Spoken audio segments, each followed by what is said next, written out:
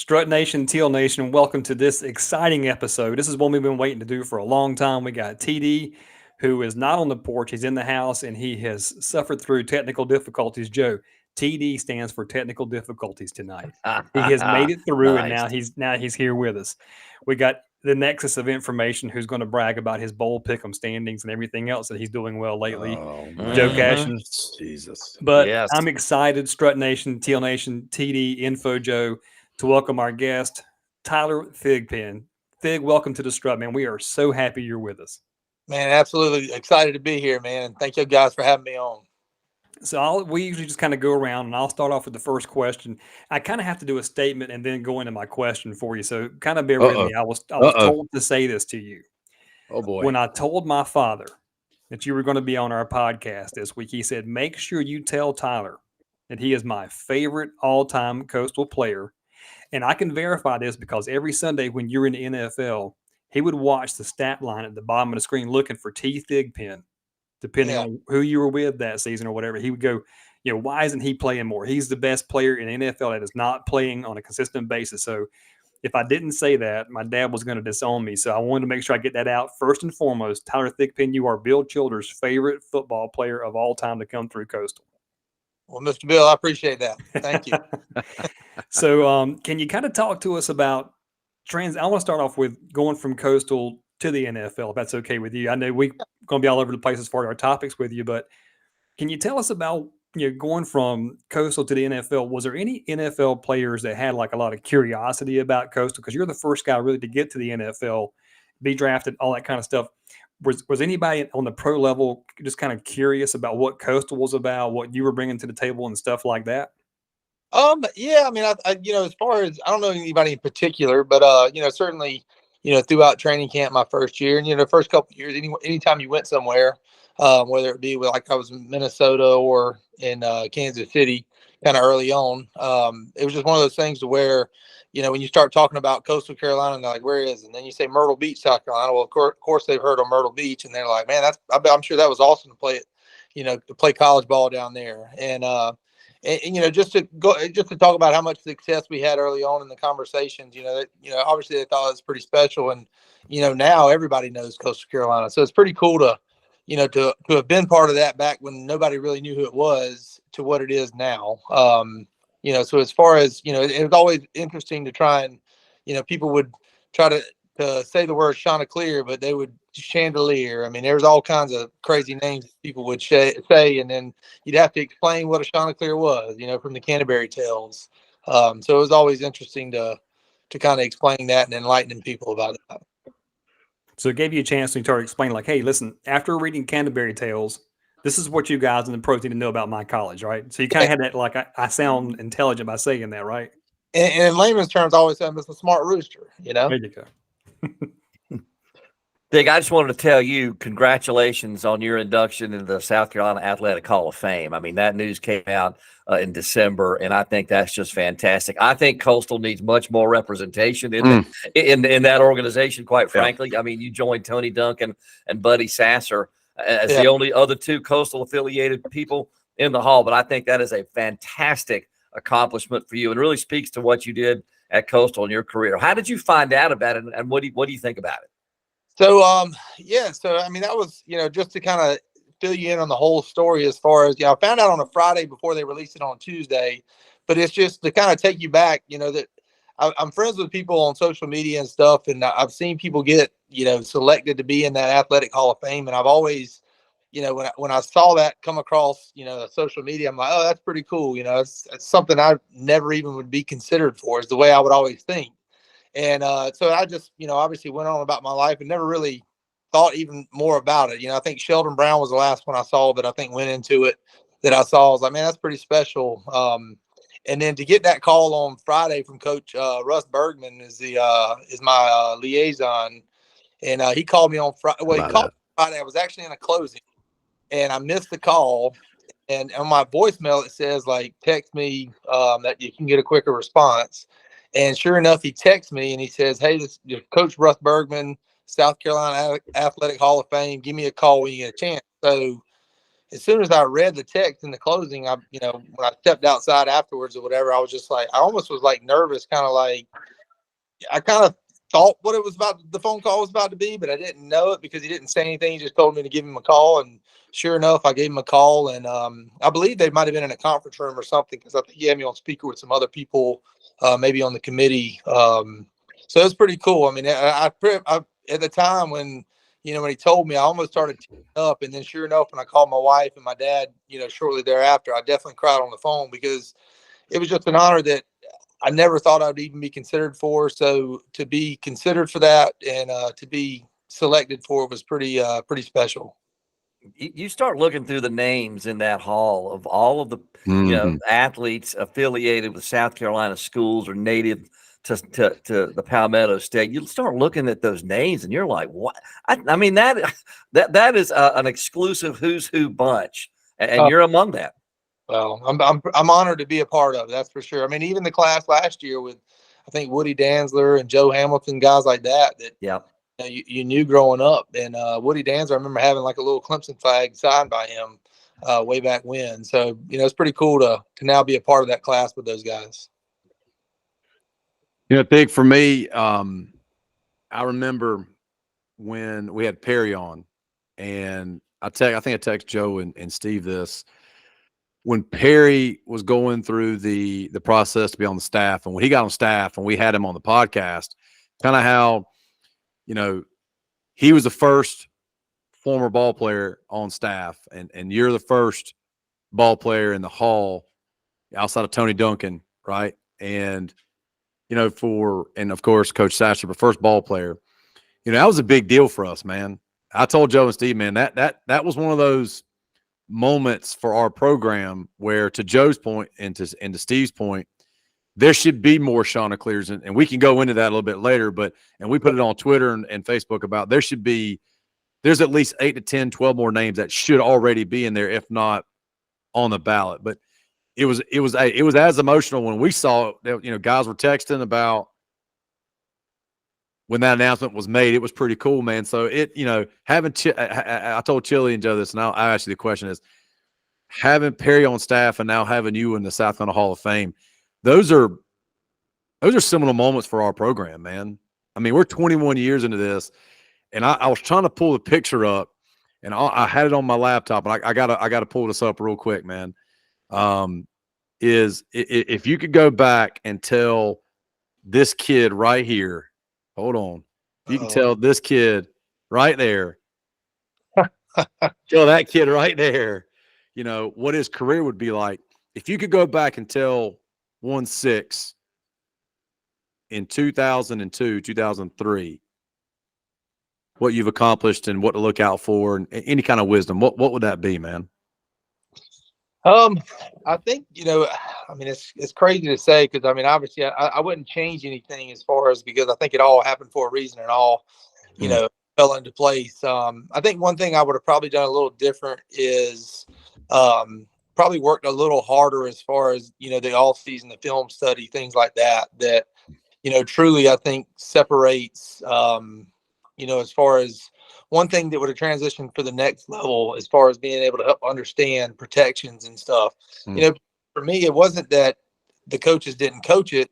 It was, I was athletic enough to where, in the offensive line, when we're spread back then, it was, it was 5 guys or 5 linemen were blocking, essentially the first 5 threats. So if they brought, I wasn't throwing hot, it was, hey, I'll make a guy miss and, take off running kind of thing. So, it just maybe understanding the game of football a little better. I think that's what I would have tried a little harder early on to actually, understand that and, help develop, because I think that could have helped me later on, for one, in college, understanding coverages and what beats cover 2, what beats cover 3, things like that. I mean, and it sounds crazy. I mean, in college, it was like they were calling a play, and a smash concept is great against cover 2, but not against cover 3. But it's like, hey, I didn't know. I mean, I'm looking, that way regardless, because that was the play that was called.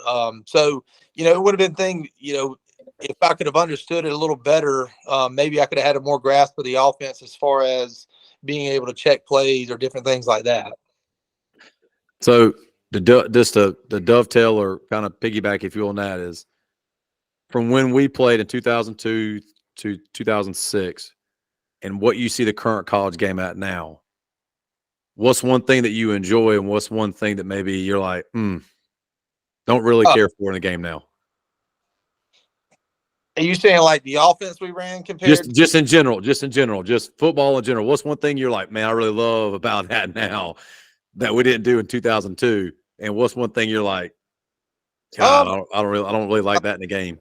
Man, I mean, the one thing that I love about the game now, I mean, it's not necessarily the game. It's just watching these offenses that exploit a running quarterback. Because if you look back, you know, a lot of my runs were scrambles. You know, and I think I led the conference, or I led our team in rushing my senior year.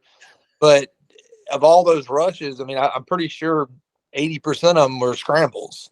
Of extending the play, and you watch Grayson run that offense from Coach Chadwell, you know, the past 3 years or whatever when he was at Coastal, and then to watch him running at Chadwell at Liberty, an offense like that. And actually, because the 20-year reunion last year, Coach Brown was back at the game, which is Coach Brown's my quarterback coach and his offensive coordinator my senior year, and you know, we talked about that offense, and he was like, "Thig, you would have been free. You would have loved an offense like that.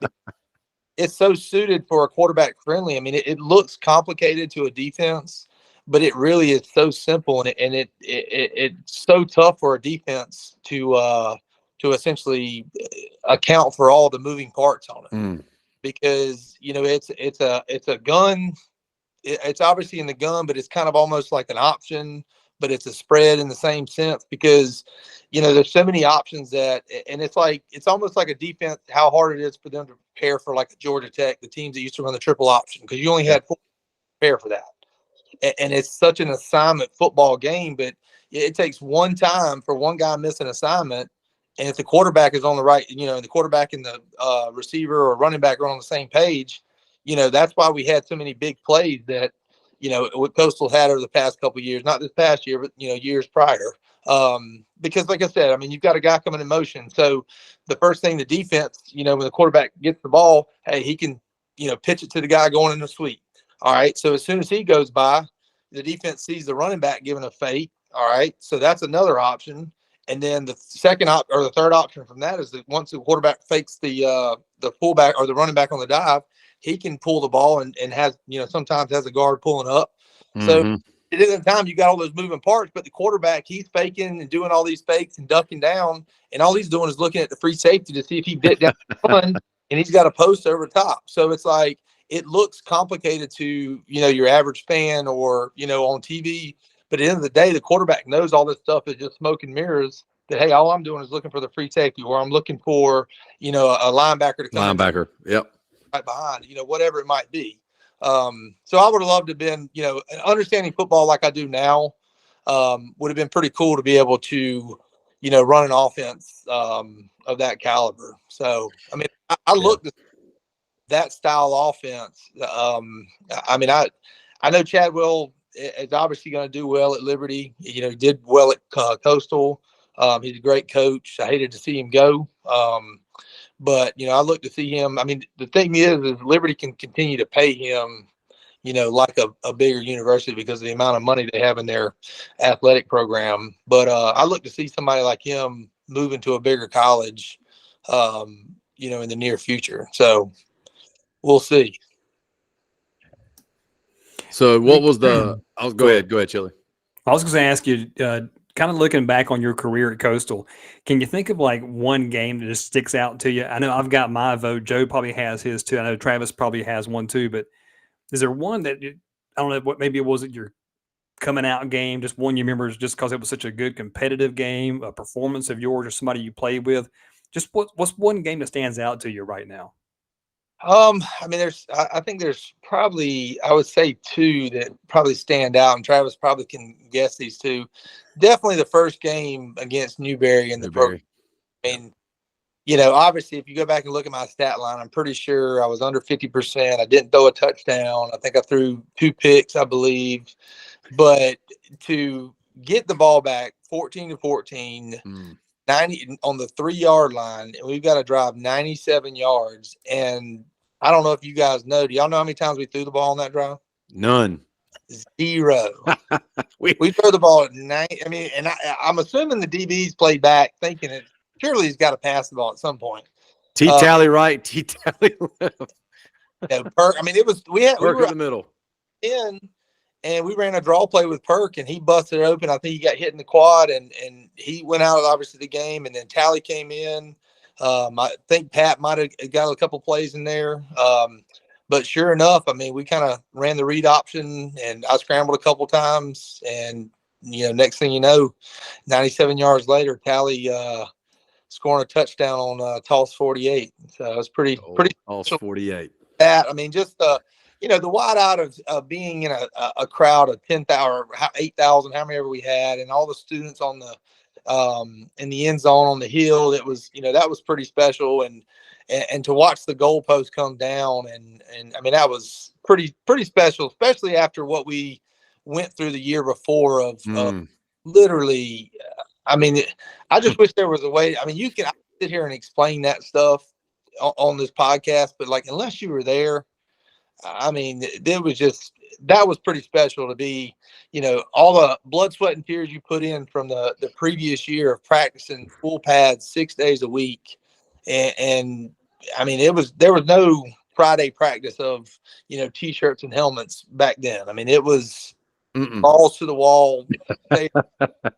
Coach, looking back, I mean, Coach had said that was his opportunity to figure out if guys really wanted to be there. And he wanted to weed out because we only were, I think we had 13 scholarship guys, I believe. And we 130 kids or something, 120 kids. So, I mean, there was guys that literally transferred over from Maury Tech because they were like, shoot, they got tryouts. Let me come over and play. And I think we had a couple of 28, 29-year-old guys that had never been to college, just applied to Coastal to come down and see if they can make the football team. Yeah, it wasn't Bishop Gorman, but they were legal. They had eligibility left. We had some guys that were in the military that had eligibility left, but so for those who don't realize too that we've talked about on the Genesis podcast, if you will, of the Strut, Chili and Joe, that we talked about how that was before the 2-1-2 came in our junior senior year, where you could do 2 practices in 1 practice. That was your classic. Still, the best way I've described it, Thig, was if you go watch Junction Boys on ESPN's 30 for 30, that's about what it was. I mean, we had a full pad practice in the morning, then you had a special teams like right around lunchtime, and that I think they did allow us to go T-shirts and stuff there because I kind of remember that. And then afternoon we'd have another full padded practice. I mean that was. I mean, nowadays it's like it's 95, 98 degrees. Like, all right, we're not going to practice. It's the heat. So it's definitely a different world we live in, but it is what it is. I mean, there's still a lot of talent out there that's still performing on Saturdays. So, Fig, you were 10 for 26 for 79 yards against Newberry. Just a heads up. Pretty dang good. Just pulled it up. Hey, it got the W, man. Hey, That's interesting right. though. It was a 2-part question though, Chili. What was the second game, Thig? I got a hunch. Probably was it JMU? No. Oh, the second game? Yeah. The second game was JMU. Yeah. Hey, Walt, I know Joe wants. Go ahead, Joe. I got a hunch. You want to probably ask about and talk about that game? Do you go ahead, Joe? If you want to ask. Well, I'm gonna. Those 2 games certainly stand out. I mean, the Newberry game was my first game, being a part of the radio broadcast, being down on the field, and I can remember the energy of the building, and then the drive at the end. All running plays. I was thinking, we get the ball to 3, we better get out of here with a first down or 2 at least. We're gonna punt it. We need to get a little room out of here because we don't want those guys never punted, go score, win the game, sets the tone. TD mentioned it. I think it set the tone for the program. Really, what we enjoy this to this day, why we've won so much. Right, love that game. Still remember that game. I'm going to tell you this though. Your senior year, when you got yourself into the league, the Wofford game always has stood out to me as the game that year that was like, I mean, and I got to call that game. Matt couldn't be there. I got to go upstairs and call that game. And it's like they're running triple and scoring, and we're running spread and we're scoring.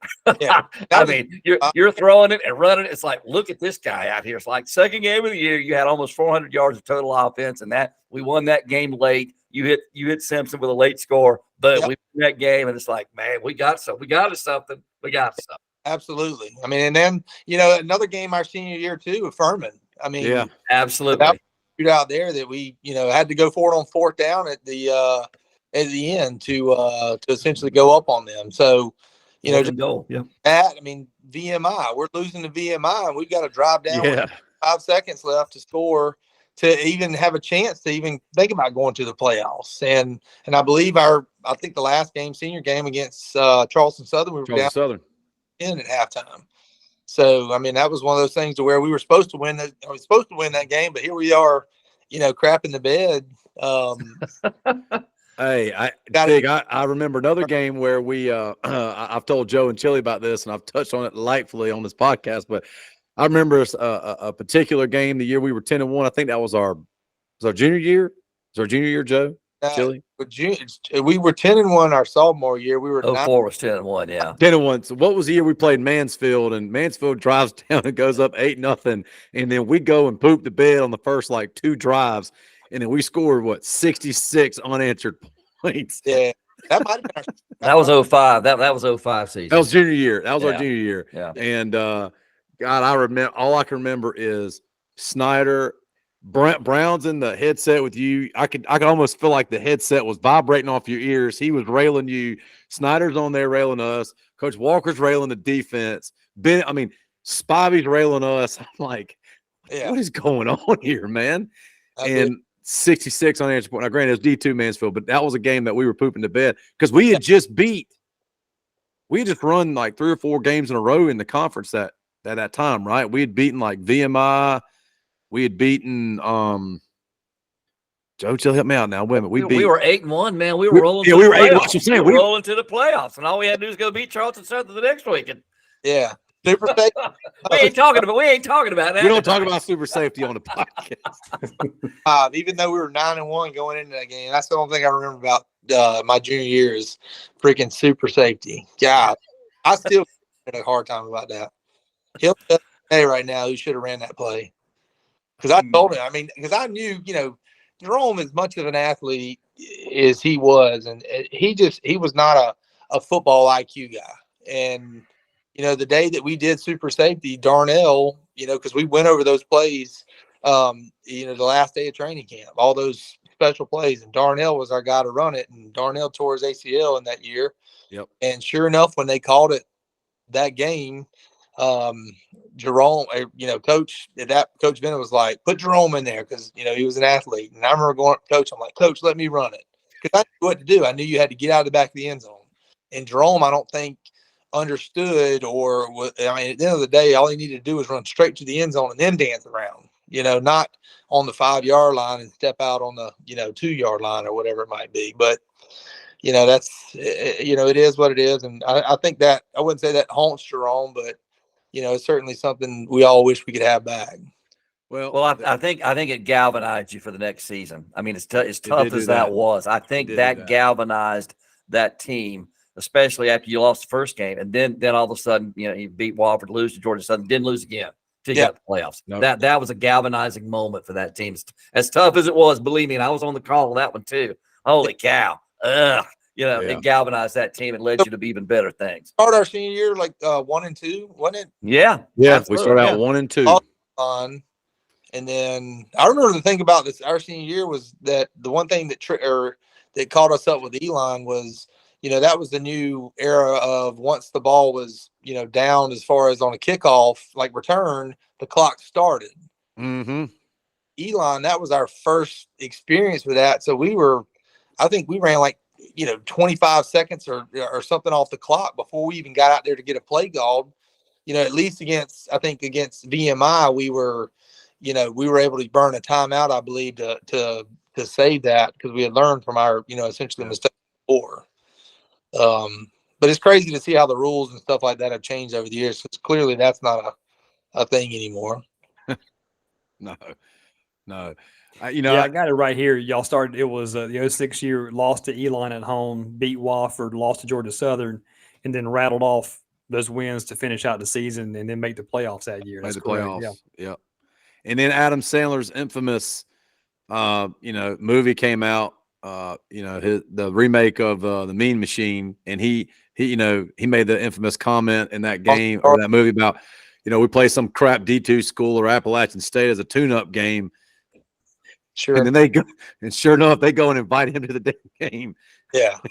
Oh yeah, he was there for our game. And that was a 3-year run of Armani Edwards. Yeah. Or 3-year run of them winning, Armani winning 2. Yeah, man, I was, and to piggyback off of that, this past year when I was up there for the Coastal game, man, I was talking. I don't know who I was. I was talking to actually Russ Bergman today because I'd called him asking him a question about the, as far as getting tickets for the Hall of Fame ceremony, and we were just talking because he actually coached at App State, and his wife. That's where he met his wife. That's where he met Ann. Yep. We were neighbors in Quail Creek growing up for like 15 years. Okay. And he was talking about App State, and then I just went to I was just like, man, that environment was electric. Yeah. I mean, to me, you don't necessarily have to, I mean, you obviously still got to recruit, but when you go to if you bring a recruit into that kind of atmosphere at nighttime in the mountains, I mean, the way that stadium's set up, that the box seats just feel like they're on top of the stadium. You got the mountain trees behind, the trees on the mountain. I mean, it just feels like you're in a bowl, and that's pretty special for those guys that have built that culture along the way. So hopefully Coastal will continue to do what we've been doing and continue to build our tradition. Speaking of that, because this kind of goes into my next question for you, Thig. Some time back, there was a photo of you, Alex Ross, and McCall on the cover of one of the Coastal magazines. My question for you is, did you guys get together before, just kind of chat about Coastal? And what were some of your conversations like with all three of y'all? Because y'all span a lot of great memories and moments in Coastal football history. And you guys play in the quarterback position especially. What did you and Ross and McCall talk about while y'all were at the photo shoot? So that was just actually before the, I believe it was before the homecoming game. I think it might have been not, was it who did we lose to in the homecoming game last year? Oh, it was Old Dominion. Old Dominion. We got Old freaking Dominion. And so it was before that. They had coordinated the SID director. What's his name? I'm drawing a blank. Joe.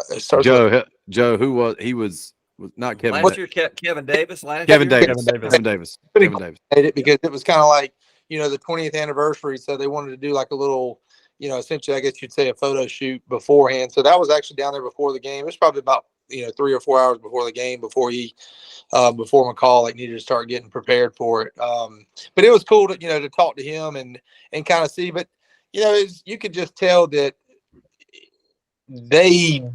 there's no way they realized what we went through, in the sense, and not that made us any better. I mean, because it clearly didn't. But but like I said earlier in the show, you can explain that stuff to people and talk about it, but unless you were there, I mean, trying to tell them where our locker room was in the building with the soccer team, and I was like, you remember your PE lockers in high school that you could barely hang 2 shirts in? I was like, that was our full pads. We were shoving our shoulder pads in there. You had to pretty much kick them in the locker just because they were too wide to go in there, and your helmet would barely fit in.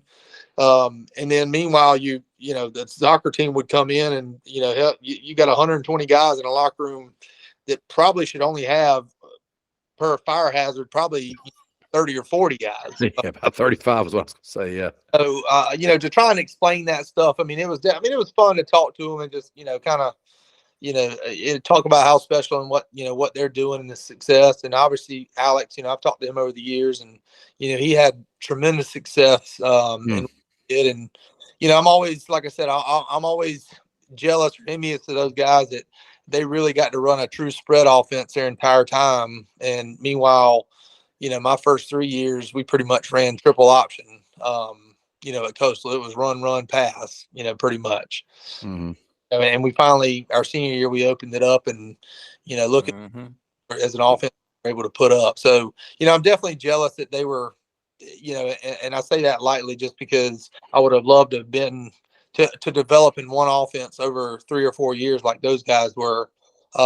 Would have been a lot of fun. But it was fun while it lasted, and I wouldn't change anything about it. It's definitely the experience that we all had, me and my teammates. I mean, those guys like Alex and, they certainly enjoy getting back with their former teammates to, talk about great memories. So pretty special. Tig, tell us about your NFL experience. You were the first Sean to be drafted back in the day, and just tell us a little bit about that. What a whirlwind that was, man. I mean, going from, watching the NFL draft, because, I guess when I finished up my senior year, and that was just to touch base, to kind of go back and to talk about, going into my senior year, I remember Coach Brown and Coach Bennett kind of sitting me down and saying, hey, Big, you really got a chance to go to the next level. And that's really kind of, when it hit me, because I was living life in the fast lane. I was worried about, going to Broadway, get at the beach on Friday and Saturday night during the off season. I wasn't, worried about football, more or less, what college kids do. And I didn't even think I was going to college to play football, and to get that opportunity, obviously that was amazing. And, I'm just living life playing college football, not even thinking about what the next level. But I remember that conversation very vividly, as far as Coach Bennett and Coach Brown saying, hey, this is your senior year. You've got a chance to go to the next level. What are you going to do with it? Are you going to make the most of it? Are you going to put in the effort and the time and what needs to be done in the off season, in order to, to catapult that into your senior season? And then sure enough, I mean, that spring ball, all the way into the off season, I mean, we had the guys 4 days a week throwing routes. I mean, it was, I think there were 2 workout times, and the receivers, I always went to the early one. And the receivers, I think Perry and Jerome and Noble and Santini, I think they usually enjoyed like the second session, but there was about an hour gap in between that. When we'd finish, we would throw for 30 or 45 minutes, and then they would go and work out, do the second group. So just doing that, like I said, 4 days a week, to where it was just second nature, as far as understanding the timing and being on the same page with those guys. And then, going into my senior season, and obviously the success we had as a team, and, the individual accolades that, I achieved, that kind of catapulted me to get the recognition, as far as, for the NFL. But, I couldn't have done that certainly without my teammates. But then after my senior season was over with, it became the process of training for the NFL, and the meeting with an agent, Joel Turner, who I'm still great friends with and love him dearly.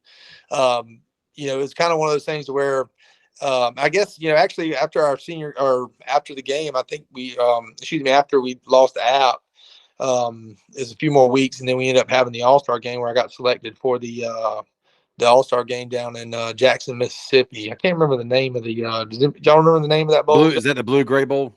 No, this was a rinky dink. I mean, bowl. I think it only lasted for about 2 years, I think. But just to go through that, and then obviously start training, then you get in the NFL. And I think the biggest thing for me is I watched the NFL draft for the 2 days. I think back then it was the first through the third round on the first day on Friday, and then on Saturday it was the fourth through the seventh round, because there was less time. Now it's stretched out over, I think, 2 weeks. I feel like make it a show on ice kind of thing. They go get their money's worth. Yeah, exactly. But and throughout the whole process, that was pretty crazy, as far as like, because I think for my pro day, I think we had 7 teams that came down. I think we had 7 teams there. And I think maybe after the pro day, that's when they started doing the travel, where you would, the Detroit Lions brought me in, and then literally from the Detroit Lions, I flew to Minnesota. So they all coordinated that stuff. So that was pretty crazy, because, the first time I'd ever flown was, back in December for the bowl game. And then here I am flying around to meet with these teams, and I'm sitting here wide eyed. I'm like, I'm coming from Coastal, to where, you don't even have, you got a dang, you don't even have a drink machine, more or less. You just got a water fountain over there. You can fill your water bottle up, and you walk into a NFL facility, and it's like, you got all these coolers that are just full of Gatorades and whatever you want, protein shakes, your a meal train, or as far as a cafeteria. So it's just crazy to me. I'm just sitting there like just pretty much wide eyed that but a lot of these guys I'm sitting in there. I remember when I did my trip to Kansas City, Dwayne Bowe was in there, and he's got a ring when he was from LSU, and it was crazy because these guys come from these facilities that it's pretty much, I mean, their facilities are probably nicer than some of the NFL facilities that, coming from these big SEC schools. So for me, it was just kind of being wide eyed and trying to take it all in. And then, obviously when the draft came, and I think I'd gotten like a fourth round was like the highest, potential draft grade that I had. So I knew that I needed to probably watch from the fourth round on, kind of, because you just didn't know. And I think my brother, I believe my brother and dad were in town at the time. And so we watched the draft the first day. And then, that was obviously rounds 1 through 3. And then obviously the second day is when it started. And sure enough, I mean, you go through the fourth round, and then you get through the fifth round. You're like, all right, you got the Panthers called about, potentially being a free agent. And then you had Detroit Lions, who had drafted Drew Stanton, I believe, in the second round. They called and said, hey, we want to potentially bring you in for, a undrafted free agent. And, that time, I'm like, you just drafted quarterback. And then next thing you know, in the seventh round, I remember just my phone, because where we were at in Bay Meadows, we didn't have great service. So I Bay Meadows, literally sitting over in the corner on the TV, and like just with the antenna that you had to pull up. These kids nowadays don't even understand the struggle we had then. It was real, man. And I remember seeing the phone ring, and sure enough, it had a Minnesota number, because back then that was kind of the new thing. It'd tell you the state that was calling. And I remember flipping the phone up and like just not moving at all, just because I knew if I moved too far, I'd lose service or whatever it might have been. But hearing at the time, Rick Spielman was the GM, and he put Brad Childress on the phone, who was the head coach at the time. And, obviously they said with the pick 217, they're going to, obviously we're drafting you. And sure enough, hung up the phone, told everybody in the room that was there with me, obviously watched it come across the TV. Pretty special moment. I mean, somebody might have videoed it back then, but it was probably so grainy.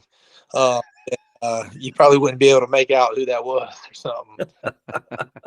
But, as far as, that was obviously that was a cool process. To get back to Joe's question, as far as from a standpoint of the NFL, I think the biggest thing that was the biggest transition, or the biggest, moment, that when I go to get drafted on that Saturday, I think the next weekend I was supposed to walk at Coastal for my graduation. Didn't do that because I had rookie mini camp, and flying to Minnesota. The first day I get there, we come from a pretty simple. I mean, the offense at Coastal was pretty simple. I mean, it was like Black 9, and everybody knew it. Black 21, whatever. It was pretty simple. I mean, getting the West Coast offense where, the verbiage is 20 plays long, or 20 words long, and then you're just trying to learn this, and I've got 20 plays the first day to that they just throw the book. And then the next day we had 20 more plays to learn. And then the next day was 20 more, for the third day of mini camp. So we had 60 plays going in.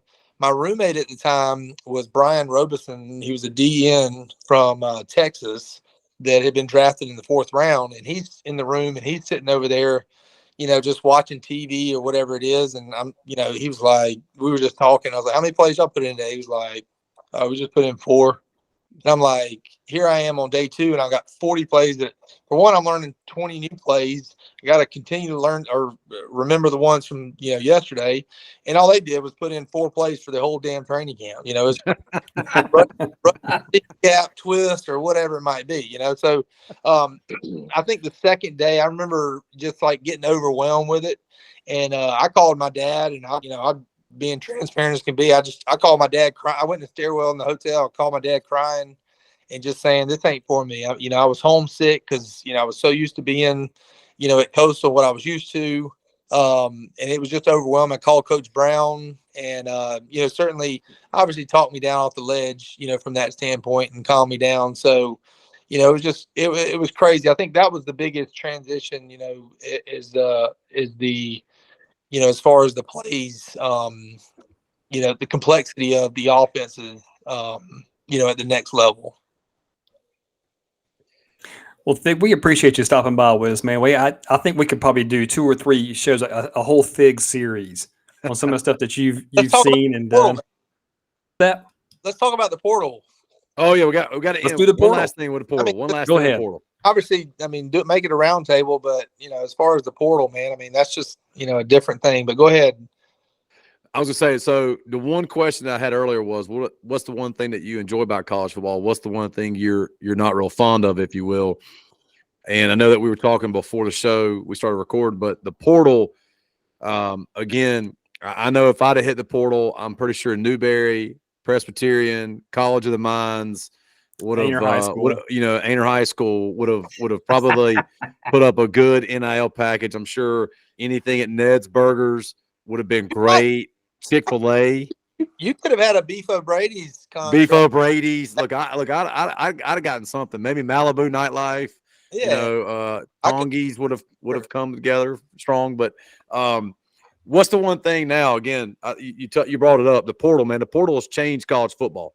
It is, man, and that's just the one thing that's so different for me as a former player. One thing that I think Joe had asked early on, or Steve, as far as would there have been one team? I think it might have been Steve. Would there have been one team of taking you away from Coastal because they came knocking on the door in the portal? And honestly, jokingly, until my senior year, I don't think any team out there would really have cared to even offer me a chance to come to their team. But as far as looking back at it, it's become such about me as far as like, hey, what kind of deal can I get? I don't care what university, that you're going to. Is Alabama going to offer you the most money? All right, well, they're not. So I'm going to Tennessee or, Georgia. It's just, there's no loyalty to, like I said early, to, for one, the fan base, and no loyalty to your teammates and your coaches. And that to me, I think is the craziest thing, because I couldn't imagine not being with my teammates looking back for the 5 years I was there at Coastal. The memories that I made, we made at Coastal are stuff that will resonate with me for the rest of my life. And for these guys that are just up and leaving after 1 year, like what kind of memories are you going to have? And to me, it's just, it's just one of those things to where I hate that college football has come to it. I feel like, I hate that they just pretty much washed their hands clean and said, have at it kind of thing, the NCAA more or less. I feel like they should reel it back in and put some kind of regulations on it to where Absolutely, brother. it just, because you're like I said, you're changing the game as far as, and you're changing it for the fans. The fans are the ones that fill the damn stadium every single weekend that supports you as a player, and you as a player, you can sit there and say, oh, well, I'm not going to get to play this game for long, and it's about the money, or I'm trying to get as much money as I can. But at the end of the day, then looking back at those fans that, came there every single week to watch you play in that stadium, that to me is what you should be loyal. Those teammates that you've been sweating it out during all season and training camp with, you should want to ride it out with those guys. And I know that there's still, obviously there were still transfers and things back in the day when we were there, but there was obviously, you couldn't transfer. You could transfer down without sitting out. If you transferred laterally, I'm pretty sure you had to sit out for a year. And you've heard plenty of people talk about different things. It's like maybe give one free transfer, and then after that you can't transfer unless your coach gets fired or graduate from the university. You can transfer. Just something along those, because I don't think they can truly say you can't transfer anymore. I don't think that's going to happen because of how far they've more or less let it get. But I still think they kind of regulation on guys as far as like freshmen being able to make X amount.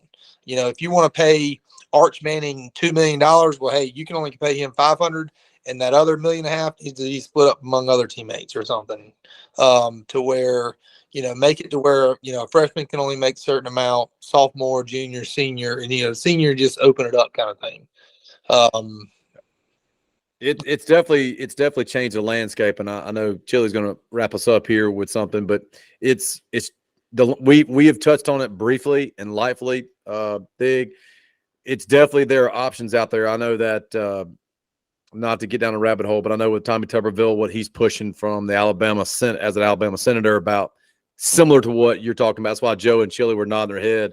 You're along the lines of what Tommy Tuberville has addressed, and I think he's going to present as a bill regarding that. So it's interesting that we have to come to terms with the fact that a senator from Alabama has to put a bill in to the U.S. House of Representatives, actually not the Senate, he's a U.S. House of Representative,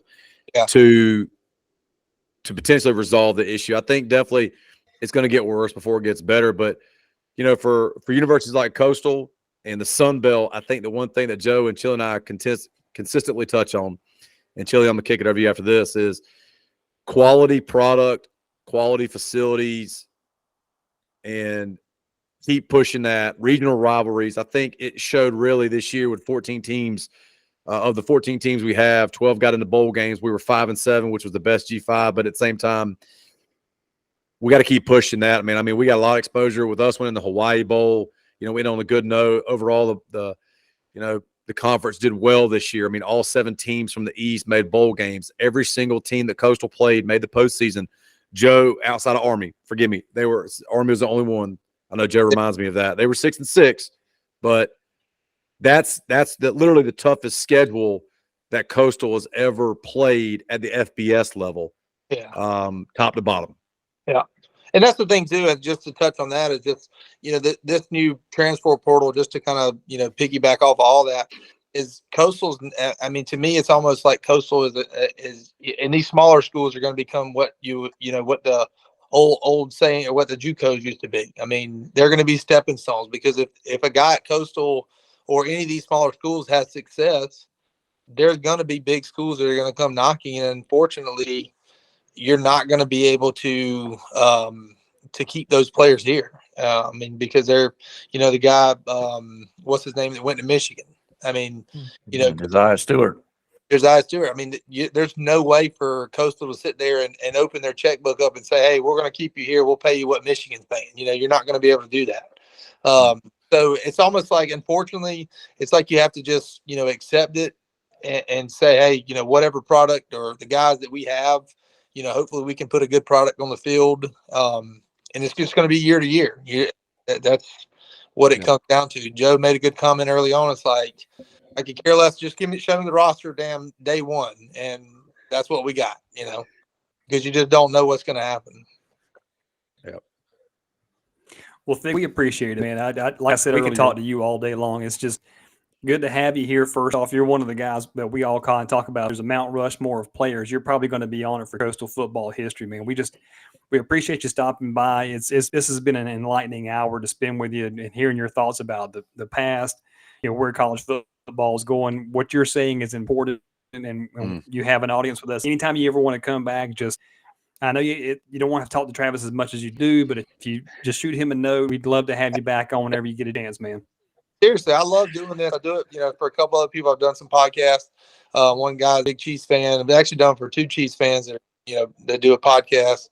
Yeah, anytime you ever want me on, man, just give me a shout. I'd love it. Awesome. Appreciate you, man, and congratulations again. Yeah, congratulations, man. Hey, real quick before you get off, scan that room and show them all the jerseys and the helmets real quick, like you did for us when you came on, man. Scan that room right there. That old walk through memory lane. For those that are on the YouTube that watch us, man, that's pretty cool, man. That's pretty cool. Thig, thank you so much, brother. Appreciate it, man. Appreciate you. Thank you. Yep. Tyler Thigpen, guys.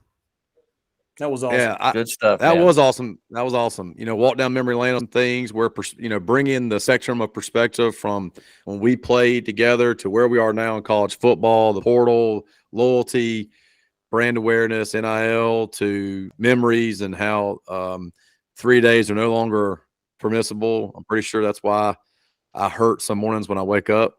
I'm pretty sure I'm still dehydrated from those camps that I was in with him and others. So, man, that was awesome. It was good stuff. Joe, I think good stuff. Memory lane Yeah, stuff. Joe, I think let's go ahead and talk about some basketball stuff real quick. You wanted to hit on the women's result tonight? Absolutely. Congratulations, Kevin Pedersen and his team. They beat Southern Miss 88-71 and looked great doing it. Yeah, they Watch this did. game tonight. I'll tell you what, Michaela Conjay, 22 points and 11 rebounds. Aaron Freeman had 21. Shauna Clears tonight shot better than 50% from the field, about 52%. Shot well from the foul line, 16 of 19, 41 rebounds to 25 for Southern Miss. Outscored them 29-14 in the first quarter and never looked back. Great win for them. They opened up a 4-game homestand with a big win tonight over Southern Miss, and they have Troy coming up. So big win. Get to 1-1 in the Sun Belt for Coach Kevin Pedersen. Congratulations to them. 22 assists on 32 made field goals too. So that's a great showing by them, 4 in double figures. So I wanted to hit on that, and good luck to them on Saturday as they face Troy. Again, that will be at the HTC Center as well. That's the 2:00, right? 2 or 12. Is it 12 or 2? The reason I bring it up is, hey, look, 1 Andrew o'clock. Dockery and 1 Ed o'clock. Piotrowski, 1 who o'clock. are listeners of our podcast, have said that the weather's going to be nasty Saturday, but hopefully by the afternoon to clear up. So once that weather clears and it's safe to get on the road, per Andrew and per Ed, y'all get out there, get over to the HCC Center and see the girls play. And if not, I think they're on the plus, if I remember correctly. Absolutely. So catch them on the plus and catch the call. Catch the call on the radio as well, either 105.5 or either through WRNN on 9.5, or I think you can catch them if you go onto the website. You can always catch the audio there as well. So, girls, it was a big win tonight, man. Open up conference play with a W. That's always positive, man. They limited turnovers and they shot free throws as well. 2 things that they've been trying to work on to get better at it. Again, they shot just lights out from the field. Terrific That's from awesome. the field tonight. Great job, ladies. Great job. And you can see that, Joe. If you watched the game before, you can see that getting there when they played the game. Who they played before? Arkansas State. Arkansas State. You can yeah. see that beginning to come together because the defense looked better against Arkansas State too. They went to a little more full court pressure, caused some turnovers, and that result was way better than what I anticipated. Arkansas State's not bad, by the way, either. So that's a good good showing on the road, and to come back and win tonight. The men will be in action tomorrow, the 4th. They are at Texas State. They're coming off a loss to Troy, a close one at home, 72-65. So the men are looking to rebound in their first game of the new year. That will also, TD, be on the plus. The tip-off for that one is 8 o'clock tomorrow night, 8 o'clock Eastern time, 7 o'clock Texas time. So that's what we have coming up there for basketball. As much as I hate to admit this, TD, Joe has taken over the lead amongst the 3 of us in the bowl pick'em. And I'm not. And I don't think I can't lose. I'm 2 games up and only 1 game to pick. Is that correct? Joe, I'm going to win again, boys. I am going to win again. You know what? I'll tell you exactly how Joe won. Who else likes it? Little Nexus. The Little Nexus. I'll tell you exactly what happened. Little Nexus is the Connor Stallions of the pick'em this year. He somehow went and got film on me. He somehow got film on you, Chili, or something. Yep. The Little Nexus is the Connor Stallions of read the them and bowl weep, pick'em. boys. Hey, Read them and weep. real quick before I forget, Fig said that the winning touchdown play with Tally was toss 48. Is that right? Yes. Dude, I could see a hat that just says toss 48. There And you only go. people at Coastal will understand what that is, but a toss 48 or a sticker that says toss 48. I may have to talk to Bob at Coastal Marketing and see if we can't get some toss 48 hats or toss 48 stickers. Speaking of Bob Baldwin at Coastal Marketing. Well, I was going to say Alaskan Sean, I think, is going to win the pick'em. It looks like he's going to win. Oh, dude. Am I right? Alaskan Alaskan Sean's going to Sean. win. He's like 2 games up, so congratulations to him. With that being said, it's like 2 games back. And with that being said, Oh, Lord. I wonder who that could be, Joe. I wonder who that could be. I wonder, with that being said, who might that be? Dude, So that is the famous last words of somebody hitting the portal, by the way. With that being said. Yeah. Yeah, they're that school for life, but with that being said, I'm no longer with that school for life. Oh, it's dude, it's gotten great with the portal, just how I love the university. I love the community. I love my teammates. I love the fans. I love the water cooler. I love my trainers. I love, the cleats I was wearing. I'm grateful, yada, yada, yada. With that being said, I'm I'm leaving. taking my I'm out. I'm out. I'm basically giving y'all the business and I'm out with 2 years of Number eligibility. so and so out. Out, Yep. Anyways. Oh, hey, scheduling note. How about the ECU Coastal Series 25 and 28, man? I'm glad to see that. We've That's gonna talked be a about good that on series. this series. That's going to be a good series hey, I sent this text out real quick before we get into it. It was on my mind. I sent this out. Let this sink in. In 2025, we're at Virginia, home against Charleston Southern, and then we will hit a home slate / away state. Here's our home slate that year, by the way. JMU, Marshall, Georgia State, a Western Division opponent in East Carolina. And then we're at Southern App, Old Dominion, and a Western Division opponent and South Carolina. And South Carolina. Yeah. So Virginia, South Carolina, East Carolina, JMU, Marshall, Georgia State, Southern App. I mean, dude, if you can't get excited about a game that year, check your freaking pulse. I mean, Absolutely. that might actually be the toughest schedule we will have ever played. I don't disagree at all. I think you're 100% correct. In Twitter poll news, we had 3 we want to talk about real quick, and we'll go to the end and hit our sponsors here. Does the transfer of Liberty players and their lackluster performance, I didn't mean to say, yeah, I did, in the Fiesta Bowl diminish any kind of chance for the G5 to kind of move up, get better bowls, whatever, what have you? 3 choices: absolutely, potentially, not at all. 41% of our voters said not at all. That whatever Liberty did, whatever you call that, they did in the Fiesta Bowl, will not hurt G5 at all.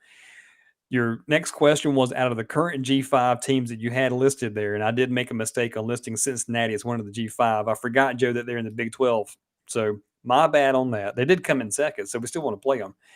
But the winner, 44%, was Boise State, beating out Memphis, Cincinnati, and Miami of Ohio. TD, I don't mind doing what your recommendation was with that, is pick 4 other teams and maybe seeing if there's other G5 teams we'd like to see if we could line up against.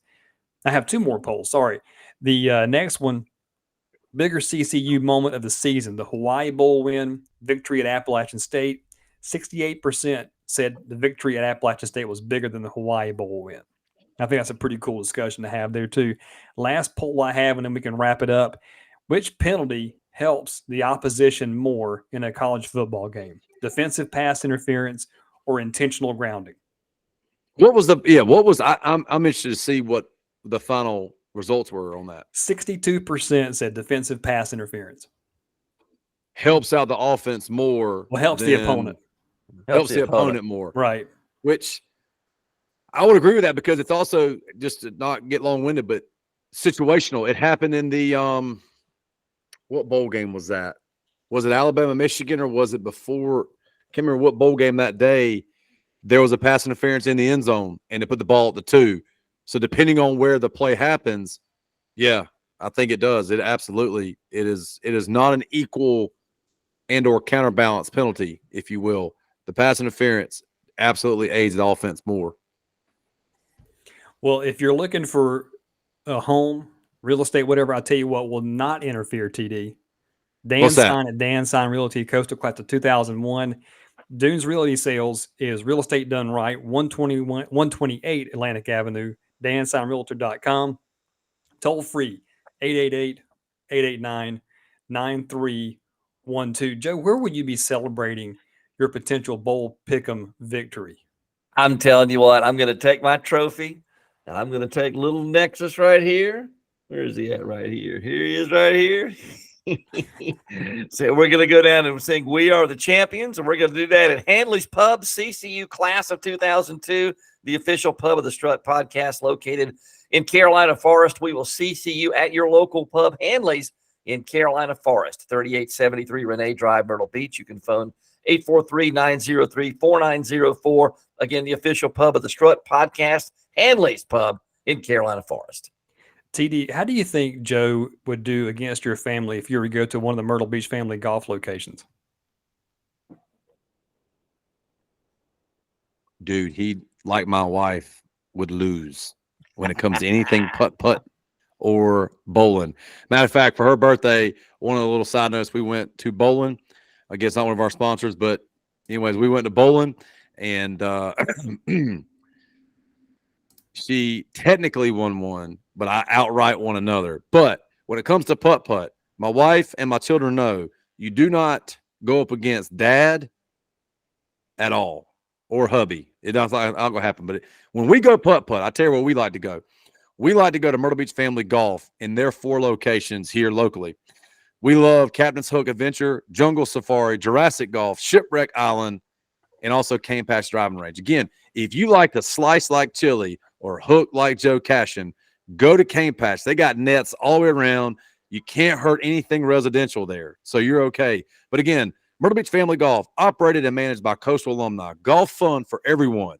Again, 4 mini golf locations and 1 driving range to go embarrass yourself with friends. The driving range is up on 74th Avenue.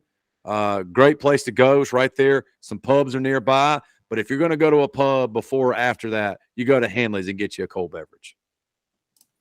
And Joe, I'm happy to hear that your knee is doing better. And you must have visited David Turner, Coastal Class 97 of Impact Chiropractic. He's been in Conway for 20 years. He believes in a proactive, wellness-based approach to achieving optimal health and function for the entire family. At Impact Chiropractic, they work hard to grow healthy kids rather than fix damaged adults. 210 Singleton Ridge Road in Conway, impactchiro.com. Joe, if you're looking to raise Little Nexus in a healthy way, just call 843-347-9103. I think we should put Little Nexus and maybe that Toss 48 on some stuff. Joe, if we were looking to do that, what's a good place you'd recommend for us to market those awesome ideas?